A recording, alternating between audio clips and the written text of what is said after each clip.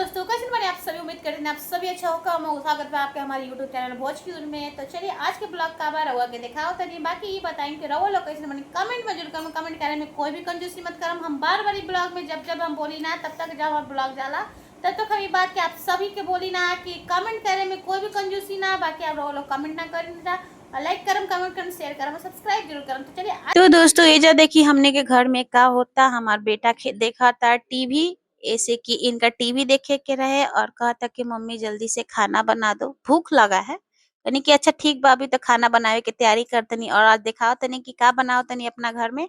रो लोग हमरा संगे रहा जब रो लगते हो कि का भाई। तो आज हमने के बहुत टाइम बाद मन करत रहे मुर्गा खाए के। तो काहे कि आज के दिन इतवार भी रहे तो सोचनी कि चला आज जौन बा मुर्गा बना लेते नहीं उससे की फिर 7 7 ना 8 तारीख के फिर पितरपक चढ़ जाई। तो पितरपक में हमनी के ना खानी जा, ऐसे कि हमनी के ससुर जी नहीं खान। तो उनका के जौन बा उनकर पूजा होला, यही से हमनी के पितरपक बरावे नहीं जा। बाकी एजा देखी जा हमार मुर्गा के तैयारी हो गइल बा। देखी तेल गरम हो गइल बा, तेजपत्ता डाल देले बानी, बाकी प्याज व्याज सब काट लेले बानी जो रउआ लगते होई। और एजा मसाला के तैयारी करतनी। मसाला में जौन चीज डलाला कोई बड़ चीज नहीं के, सबके घरे मुर्गा बनेला सब कोई जानेला। तो सोचनी कि चला बहुत टाइम बाद हम जौन बा मुर्गा सोचनी कि बनाई, ऐसे कि लइका के बहुत जिद रहे। बाकी सब तैयारी हो गइल बा, प्याज व्याज डाल देतनी। जानतनी हम मुर्गा कैसे बनावेनी। हम जैसे मुर्गा बनावी ना ना हम रउआ के हम 2-3 तरीका से बनावी ना। बाकी हम जौन अभी जो आज बनाओ तनी नु हम रउआ के जरूर दिखाएम। एजा हमार मसाला पिसाता। सोचनी कि मसाला वसाला पहले तैयारी कर ली। एजा मुर्गा उर्गा धोवा गेल रहे।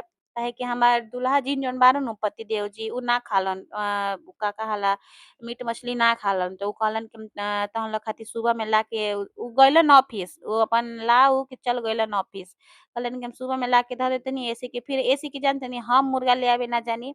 अगर हम मुर्गा ले आवे जाइम नु, अगर देख लेम हम मुर्गा के चिचियात नु तो हम ना खा पानी। ई बहुत हमरा संगे बहुत ज्यादा समस्या बा, बड़ समस्या बा। ऐसे हम कब्बो ना कुछो हो जाए हम मुर्गा ले आवे ना जाइम। मतलब ना जाइम और ना जानी। केहू हमरा से बोलबो करला कि तुम चल जाओ, कहनी कि ना हम ना जाइम।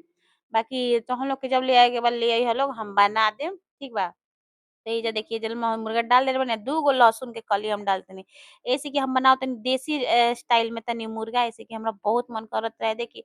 बाकी ई सब जौन स्टाइल में जौन बनेला रेस्टोरेंट वगैरह में, जौन बनेला होटल में, उ तो हमर खात-खात मने थोड़ा मन उबिया जाला। बाकी हमनी के जौन शुरू से खइले बानी जा देसी स्टाइल में लहसुन-वहसुन डाल के बहुते बढ़िया लागेला उ मुर्गा खाए में। खासकर भात के संगे खाई तो औरो बढ़िया लागेला। तो एइजा हम चलावत रही मुर्गा, सोचत रही कि कुकर देखी ना हमरा बुझाता कि छोट पड़ गेल रहे। ऐसे कि हमरा लागल कि चलो हो जाई कुकर में, लेकिन बुझाता कि ढेर ले आइल रहन। 1 किलो करीब हमरा बुझाता है कि मुर्गा रहे। इसे में कि एमे 300 ग्राम कुछ रहेला न, तो एमे बहुत अच्छा 700 ग्राम जौन रहेला न खूब बढ़िया से, 300 ग्राम ना 700 ग्राम अच्छा से मुर्गा बनेला। बाकी एही में बन जाई अइसन कोनो बात नइखे। बाकी देखिए जब मसाला-वसाला में हम सब एक ही संगे डाली ना, प्याज रउआ के मुर्गा, ओकर बाद मसाला, मसाला में का-का डलाला उ रउआ जानते बानी। हमरा ज्यादा विशेष बतइला के जरूरत तो बा ना। बाकी फिर भी हम बता देतनी कि हम का डलले बानी। हम डलले बानी एमे अदरक, लहसुन, जीरा, काली मिर्च और तेजपत्ता पीस देले रही और गरम मसाला उ सब पीस-पास के जौन बा हम एजे एकरा के नु एकदम महीन कर लेले रही, पेस्ट बना ले रही और डाल देले रही।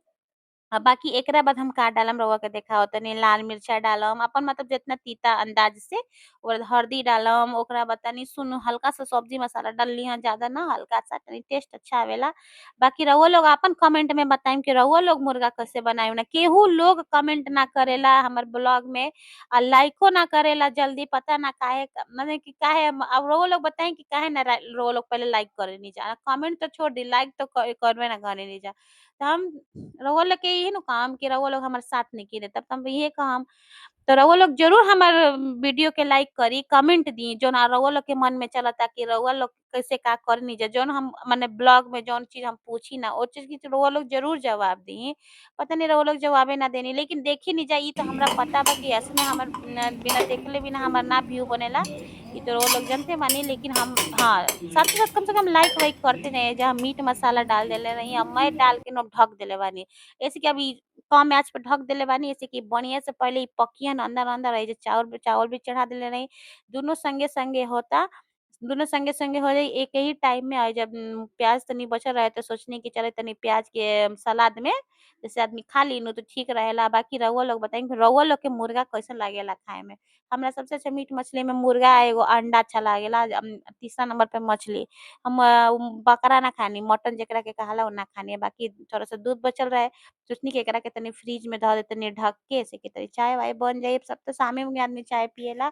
और जानते नहीं हम एगो बात रहुआ के बताओ तनी, हम मुर्गा में का डाली ना हम ऐसे तो रहुआ लोग जानते हो कम कोई बड़ बात नहीं के, लेकिन हम अपन बताओ तनी हम मुर्गा में डाली ना दही। देखी दही निकलनी तनी सुन दही मंगवैले रही थोड़ा सा बाचल बतई मुर्गा में ना हम जरूर दही डाली ना। दही डालला से जानते नहीं इतना बढ़िया एक टेस्ट आवेला।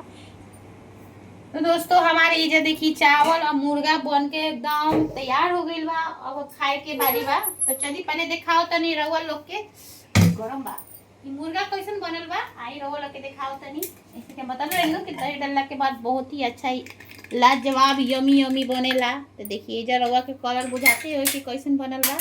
बाकी ये में तनी हम डाल दे तनी धनिया पत्ता ऐसे कि और स्वादिष्ट हो जाए कहेगे नहीं है। देखिए ये हड्डी पीस बा देखिए कितना बढ़िया छोड़ देले बा हल्का। देखिए बाकी रउआ लोग बताएं कि कैसन बनल बा। कमेंट जरूर करम लोग। कमेंट करे में बिल्कुल भी कंजूसी मत करम लोग। ऐसे तो एने ओने तो सब बात लिखा जाला। बाकी रउआ जौन बा उन्हें हमरा के कमेंट ना करी ना तो ये हमरा थोड़ा अच्छा ना लागेला। रउआ लोग बात के समझ सकत नहीं जा। बाकी चली हम जौन बा हम अब खाना निकाला तनी काट दो खाना निकाला तनी अभी खाना फटाफट लड़कन के दे दे तनी। ऐसे कि आज हम बनले बनी चावल और देखते बानी भाई मुर्गा। लड़का के पहले खाना दे तनी एगो हमार लड़का बाद में खाई कहता ऐसे कि अभी पूरा मन नहीं खे तो नाश्ता उ ढेरे कर ले रहन यही से।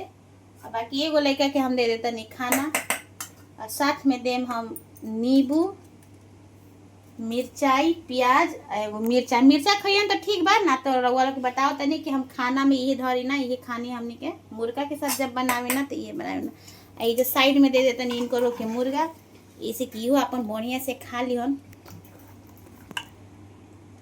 इजा दे देनी हम इनका के लेग पीस। हमार लड़का कहला मम्मी लेग पीस देना है लेग पीस खाएंगे।